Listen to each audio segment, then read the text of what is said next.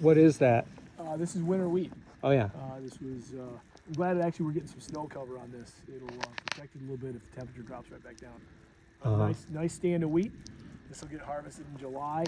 It'll go down to King Milling in Lowell to be made into flour. The straw that comes off that will get baled into 700-pound bales. We'll load that on semi-trucks and take that to some of the bigger dairies to be worked into their feed ration. Okay, so tell me about this tower here. This tower went up not quite 4 years ago, and it was permitted all correctly through the township and approved. We receive a lease payment every year for it, nothing huge, but for the use of the land. And it makes it challenging when my 83-year-old father is running the chisel plow or the disc around those guide wires in the middle of the night, or I'm running a sprayer with 90-foot booms around it as we spray the herbicides in the crops. But it's no big deal. You can stand underneath it and you might hear a little noise from the anemometers at the different heights, but here we are standing here and you can't hear a thing. There's no flashing lights or anything that we thought would ever bother anybody. Right. And it's on our land. My dad bought this land 40 years ago. He tiled the west half of it.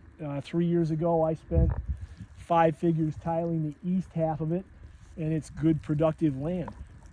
To have a tower here that measures the wind and doesn't do anything else other than measure the wind didn't seem like something that would offend anyone. Right.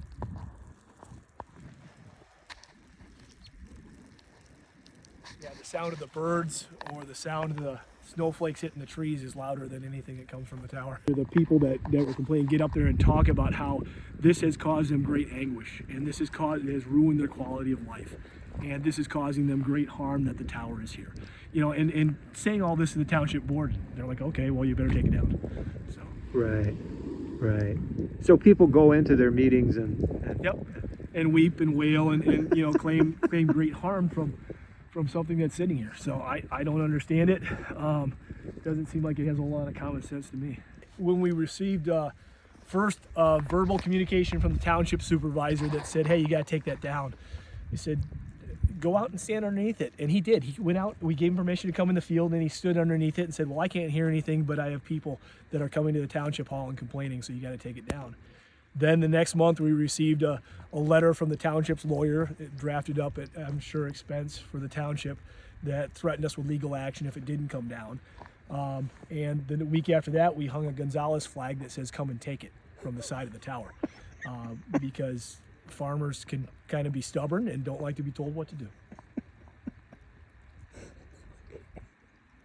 well, all right, that's a great story, and I want to keep up with that. When's the next Cindy Township meeting? They had one last Monday night. I didn't attend, obviously, so I haven't heard what comes out of it. Their minutes are typically several weeks behind, so we'll see what comes of it. Again, we don't have any intention of taking it down. The Apex Wind that owns the tower has said, hey, as long as you're supportive of it, we'll stand behind you, and we don't want it taken down until the term is completed next year.